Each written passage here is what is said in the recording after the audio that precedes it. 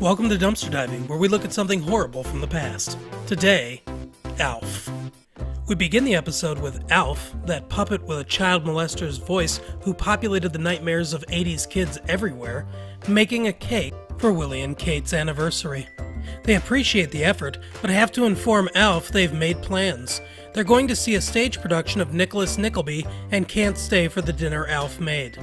Incensed, the alien screams at them that the play is awful and then drops plot details. I can't really call that a spoiler though. Even in 1986, the book was 148 years old. ALF becomes depressed and starts listening to a talk radio show. A woman named Jody calls up and complains of being lonely as well. She says she's new to the area and it's hard to meet people. Inspired, ALF calls up the radio station and tells them to give the girl his phone number. This is how it was done before Tinder, kids. If you wanted to hook up, you had to do a lot more work than just swiping right. The phone rings immediately, a good sign that Jody is desperate and ready to go. Of course, ALF is a 3-foot-tall alien, so talking is about all he can do. We transition to a few days later and the family is in the living room. The phone rings and it's Jody for ALF. The family already knows about her because actually seeing such a dilemma would be good television, and this show will have none of that. Willie says that Jody and ALF have talked 3 times already that day, and he thinks it might be dangerous. ALF states that he's in love with Jody and wants to meet her. Willie tells him that would be crazy, but it turns out that ALF lucked out and Jody is blind. Apparently God loves ALF a lot more than he loves Jody. So as long as she doesn't mind some hairballs, he's ready to get down. Willie is a cockblock though and says ALF can't go, it's too dangerous. Depressed, ALF mopes around the house for days. The family tries to cheer him up, but all he does is sit in the laundry basket and play with a sock puppet. I think it's pretty obvious why that sock puppet is so stiff. Mrs. Tanner obviously uses too much starch. Lynn, the oldest daughter, feels sorry for ALF and says she'll drive him over to see Jody while her parents are away.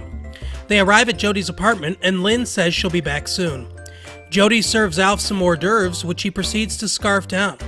The two take turns listing their faults, and ALF declares her the winner when she mentions her blindness. One thing that's odd though is that ALF keeps telling her where things are. Even though this is her apartment, she would already know it pretty well. Lynn shows back up and tries whispering for ALF.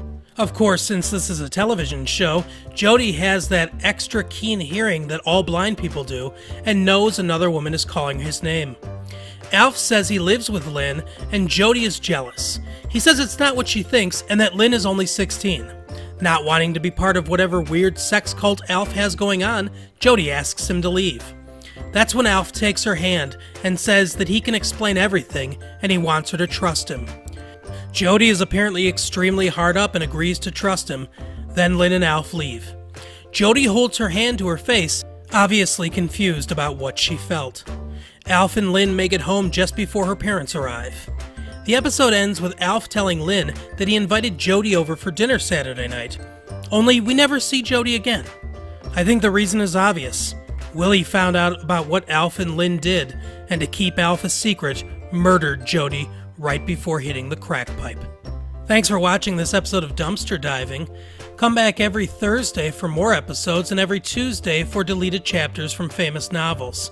Give us a subscribe, comment below, and check the description for our social media handles and other websites of interest. Thanks again for watching. See you next time.